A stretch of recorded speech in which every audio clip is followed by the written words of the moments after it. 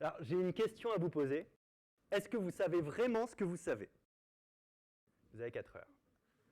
Ben, en fait, j'aurais pu arriver ici et vous demander tout simplement, est-ce que vous êtes vraiment capable d'apprendre quelque chose? Essayez d'y réfléchir un tout petit peu. C'est très drôle à voir vos yeux. La plupart d'entre vous se disent, bah oui, évidemment. Je sais ça parce que je suis mentaliste, je capte ça. Les personnes qui se disent oui, j'ai le regret de vous annoncer que vous avez tort. Et là, il y a un petit sentiment de plaisir qui est en train de naître auprès de ceux qui étaient en train de se dire non. Et vous avez tort aussi. La réponse n'est pas aussi binaire que ça, c'est pas aussi simple que ça, et c'est pour ça que j'avais envie d'aborder ce sujet-là aujourd'hui.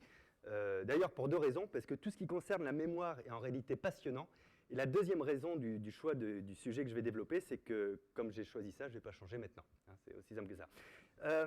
En fait, il faudrait s'intéresser à un gros piège de notre mémoire qui est la connaissance rétrospective. La connaissance rétrospective, c'est le fait de savoir quelque chose ou de croire savoir quelque chose. Vous savez, c'est le moment où on joue au Trivial Pursuit avec quelqu'un, on dit la réponse, et là, il y a toujours un mec à table qui fait « Ah, je le savais ça ». Et le moment où il dit ça, il est sincère, alors que juste avant, vous lui auriez posé la question, il n'aurait pas pu y répondre. Mais comme il a déjà cette information en lui, ça réveille quelque chose et il se dit « je le savais ». C'est exactement la même chose qui fait que quand on lit un livre de développement personnel, parfois, on dit « Non, mais ça je sais, ça c'est facile, oui, ça c'est courant », et on n'applique rien du tout du livre. Moi aussi, je suis passé par là d'ailleurs. Parce qu'encore une fois, on se fait piéger par le fait de croire savoir. Je vous demandais quelque chose. Vous allez tous réfléchir dans votre tête, durant quelques secondes, au nom de 3 villes australiennes. Réfléchissez, ça prend que quelques secondes, voilà. C'est terminé. Levez la main ceux qui ont 3 villes australiennes en tête. Assez peu de personnes, c'est normal.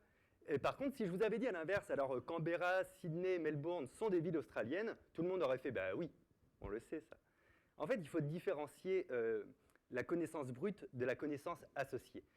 On va dire que dans notre cerveau, on a des neurones, entre 68 et 100 milliards, hein, on n'a pas bien compté encore, c'est une estimation, et ces neurones-là sont organisés en populations. Il y a une théorie qui dit qu'au contraire, nos neurones absorbent toutes les informations.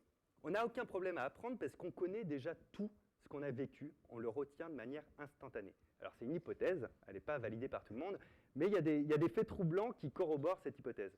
Par exemple, il y a eu des histoires de personnes qui ont eu des accidents et qui se réveillent de l'accident et ils parlent que portugais, sauf qu'ils sont français et qu'ils n'ont jamais appris le portugais de leur vie. Le portugais ou l'espagnol. C'est arrivé aussi avec un cas d'un mec qui s'est réveillé et il parlait espagnol. Donc ça veut dire, c'est pas l'accident qui lui a appris la langue, ça veut dire que tout ce qu'il avait perçu et entendu dans sa vie en espagnol, il l'a stocké quelque part. Donc ça voudrait dire qu'on a des populations de neurones qui ont un savoir comme ça. Et pour bien comprendre ça, il faudrait imaginer un peu le cortex comme un chef d'entreprise. Okay, et devant lui, il a 68 à 100 milliards d'employés. Et quand il a un problème à résoudre, il dit « Qui a la solution à mon problème ?» Et il y a un petit groupe qui fait « Moi, moi, moi, moi ». Mais tous les autres font « Moi aussi, moi aussi, moi aussi ». Et lui, c'est hyper compliqué pour lui de déterminer qui, en fait, a réellement la solution à ça. Il ne peut pas le trouver. Donc, en fait, autour de lui, s'est organisé une petite garde rapprochée des populations de neurones auxquelles il fait confiance et qui lui donnent les réponses qu'il utilise en permanence. Ce qui voudrait dire, si cette théorie est juste et justifiée, ça voudrait dire qu'à chaque fois qu'on apprend quelque chose ou qu'on s'entraîne, on n'est pas en train d'acquérir de l'information ou de la connaissance, on est juste en train de rapprocher une population de neurones de la garde fermée du cortex pour prendre les décisions. Vous voyez un petit peu l'idée? Et c'est très intéressant de voir les choses sous cette vision parce que depuis toujours, on se dit il faut absolument apprendre à apprendre, il faut absolument mieux retenir les choses. Moi, je pense qu'il faudrait surtout apprendre à récupérer l'information qui est à l'intérieur de nous. Et ça, on y reviendra un petit peu plus tard.